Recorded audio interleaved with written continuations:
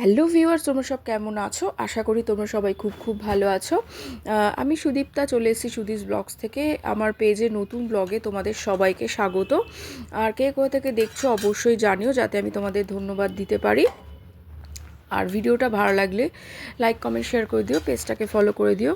YouTube channel থেকে দেখলে অবশ্যই চ্যানেলটিকে সাবস্ক্রাইব করে দিও, আর প্রোফাইল থেকে দেখলে অবশ্যই প্রোফাইলটাকে ফলো করে দিও।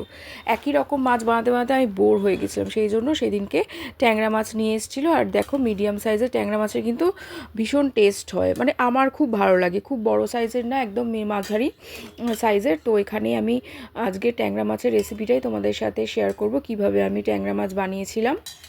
একটু কড়াইশুঁটিও দিয়ে দিয়েছিলাম, এবং কষা কষা মাছ কিন্তু ভাতের পাশে আর দারুণ লাগে কিন্তু খেতে। লাঞ্চ বা ডিনারে একদম জমে যাবে, আর কিচ্ছু লাগবে না, কোনো সবজি লাগবে না। তো এখানে দেখো, ট্যাংরা মাছ নিয়ে নিয়েছিলাম বেশ কয়েকটা, আর এখানে নুন হলুদ মাখিয়ে রেখেছিলাম। আগে অবশ্যই ভালো করে ধুয়ে নিয়েছিলাম, কেটে নিয়েছিলাম।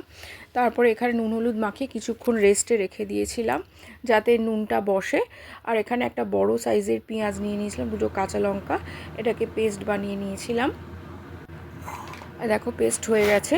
এবারে পেস্টের মধ্যে আমি পরে টমেটো অ্যাড করব। তো এখানে ট্যাংরা মাছগুলো ভাজার জন্য সর্ষের তেল অনেকটা নিয়ে নিয়েছি কড়াইতে, একদম ধোঁয়া উঠছে। সর্ষের তেলের মধ্যে ট্যাংরা মাছগুলোকে দিয়ে দিলাম। তো এখানে বেশ ডিম ছিল কিন্তু ট্যাংরা মাছগুলোতে। আর বড় সাইজের ট্যাংরা মাছ না, আমার মনে হয় বেশি টেস্ট থাকে না, আমার ভালো লাগে না। তো সেই কারণে এই মিডিয়াম সাইজের ট্যাংরা মাছগুলোই আমি খুব ভালো লাগে খেতে আমার। সেই কারণেই আর কি এই মিডিয়াম সাইজের ট্যাংরা মাছ দেখতে পেলেই আনি, না হলে কিন্তু বড় সাইজের ট্যাংরা মাছ আমি আনি না।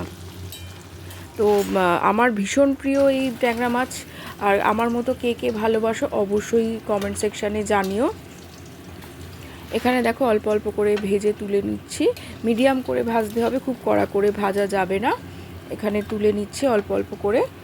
আর বাকি ট্যাংরা মাছটাও আস্তে আস্তে দিয়ে দিচ্ছি। এখানে বাকিটাও দিয়ে দিলাম। এখানে মাঝে মাঝে আমার মেয়ে এসে কিন্তু দেখে যায় রাতে আমি কি রান্নাবান্না করছি আর কি, মানে রাতের মেনুটা কি হবে, এসে কিছু কথাও বলে যায়। তোমরা শুনতে পেয়েছো কিনা জানি না। এখানে দেখো, টমেটো দিয়ে দিলাম, দিয়ে পেস্ট আবার বানিয়ে নিলাম ওই পেঁয়াজের মধ্যেই। পেঁয়াজ আর টমেটোর পেস্ট হয়ে গেল। আর বাকি ট্যাংরা মাছগুলোকে ভেজে তুলে নিচ্ছি।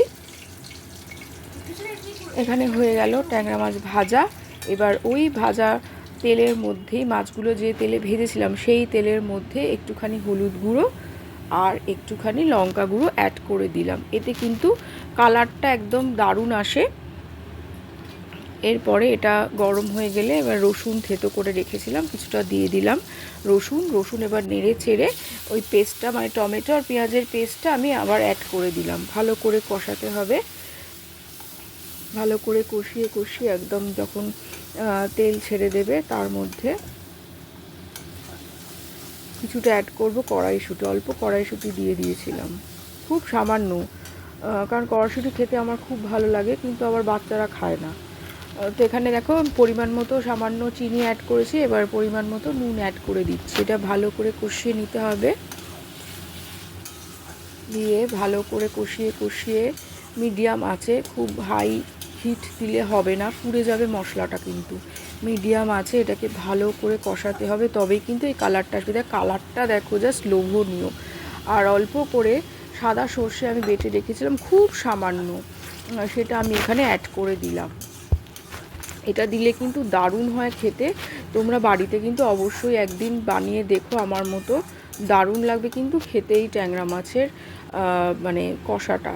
তারপরে হয়ে গেল এখানে কষানো মশলাটা। এবারে মাছগুলো এর সাথে মিশিয়ে নেব, হালকা হাতে নেড়ে চেড়ে।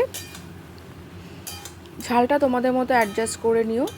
যারা ঝাল খাও না তারা কম দেবে, আর যারা বেশি ঝাল খাও তারও আরও 2-4টে কাঁচা লঙ্কা অ্যাড করে দিতেই পারো এখানে। আর এখানে হয়ে গেছে মোটামুটি। একটা ধনে পাতা কুচিয়ে রেখেছিলাম, এবার দিয়ে দিলাম ধনে পাতাগুলোকে। আর দেখতে কি লোভনীয় হয়েছে, দেখতে পেয়েছো তোমরা? তো বলো কেমন হয়েছে ভিডিওটা। চলো, আবার পরে দেখা হবে। আজকের মতো টাটা, বাই, সবাই ভালো থেকো।